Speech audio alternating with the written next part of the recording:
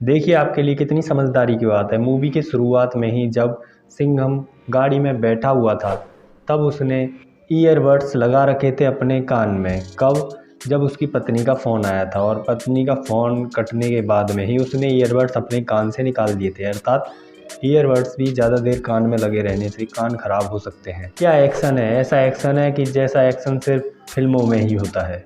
Movie के शुरुआत में ही जब सिंघम हाफिज़ का पीछा कर रहा था, तो हाफिज़ बाइक पर था और सिंघम गाड़ी पर था, फिर भी पकड़ नहीं पाए, वो अलग बात है। लेकिन जब बाइक की टक्कर हुई गाड़ी से पुल के ऊपर, तो हाफिज़ के जरा भी खरोंच तक नहीं आई और वो लड़ने के लिए सिंघम से बिल्कुल तैयार था। गाड़ी और बाइक के बीच का गैप शुरुआती और अंत की स्क्रीन में बढ़ता हुआ नजर आ गया। हाफिज़ को जब पुलिस के हाथों पिटना ही था तो वो भाग क्यों रहा था, और जब भागना था तो वो खड़े होकर चोटी पर उन्हें देख क्यों रहा था, और पुलिस को अपने पीछे क्यों बुला रहा था। वाकई कश्मीर के युवाओं को जैसा दिखाया गया है, शायद वो ऐसे ही बन जाएं। बाकी सच्चाई तो आप सब लोग जानते हैं। और कश्मीर के युवा कश्मीर की पुलिस पर तो पत्थरबाजी करते ही नहीं हैं, वो तो पत्थरबाजी केवल और केवल आर्मी वालों पर करते हैं। पुलिस पर पत्थरबाजी कर दी तो उन पर एफआईआर ना हो जाएगी, और पुलिस तो वैसे भी उनकी खुद की है। और अब बात करते हैं सिंघम के लड़के की।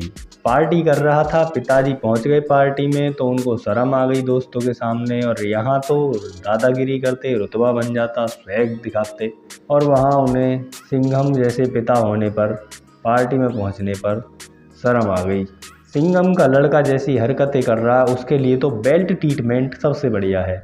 और यहाँ देखिए लेडी सिंघम ने 3 बड़े अपराधियों को पकड़ा है, लेकिन थाने में उनके लिए कोई ज़्यादा सुरक्षा बल नहीं है, कोई कड़ी सुरक्षा नहीं है। अब सिंघम की पत्नी के बारे में बात करें तो जब वो रामायण का शो कर रही थी तो हार्ड ड्राइव से डिलीट हो गया था और उनकी हार्ड ड्राइव भी चोरी हो गई थी। सोचा नहीं कि चोरी क्यों हुई और इस पर जांच की जाए, बल्कि ऐसा दिमाग लगाया कि उसको जाकर दोबारा रिकॉर्ड किया जाए।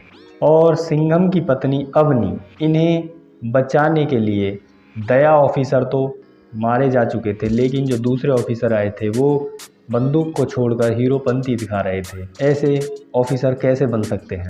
पहली बात तो जुबेर हाफिज़ को श्रीलंका में इतना सपोर्ट मिल ही नहीं सकता कि वह वहाँ का राजा बन जाए। जब श्रीलंका में सिंघम को भेजने की तैयारी हो रही थी और श्रीलंका में हमारे एजेंट भी हैं, तो सारी जिम्मेदारी हमारे एजेंट क्यों नहीं संभाल सकते? आखिर सिंघम को भेजने की क्या ही ज़रूरत पड़ी? लेकिन जबकि सबको पता है कि विदेश के सारे काम एजेंट ही संभालते हैं। श्रीलंका में सिम्बा को ट्रैकिंग किया जा रहा था।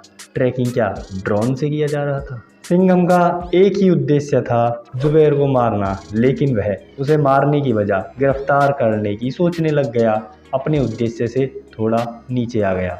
वहीं जुबेर का भी उद्देश्य था सिंघम को मारना, लेकिन जब जुबेर के कब्जे में सिंघम था तो वह उसने मारा नहीं बल्कि कहानी सुनाने लगा। मूवी बिल्कुल शानदार है, बिल्कुल सपनों की जैसी फिल्मों होती हैं वैसी है। एक्शन मूवी है, रियलिटी का एक्शन नहीं, सपनों वाला एक्शन। वहीं दोनों, चाहे हीरो हो या विलन, दोनों ही अपने उद्देश्य को भूल रहे हैं और दोनों ही सोच रहे हैं कि आपस में एक दूसरे की बात को मानकर, कन्वेंस कर कर दोनों एक दूसरे के गले मिल जाए। लेकिन फिर भी उनकी थोड़ी थोड़ी अस्मिता है जो आपस में उन्हें गले नहीं मिलने दे रही है।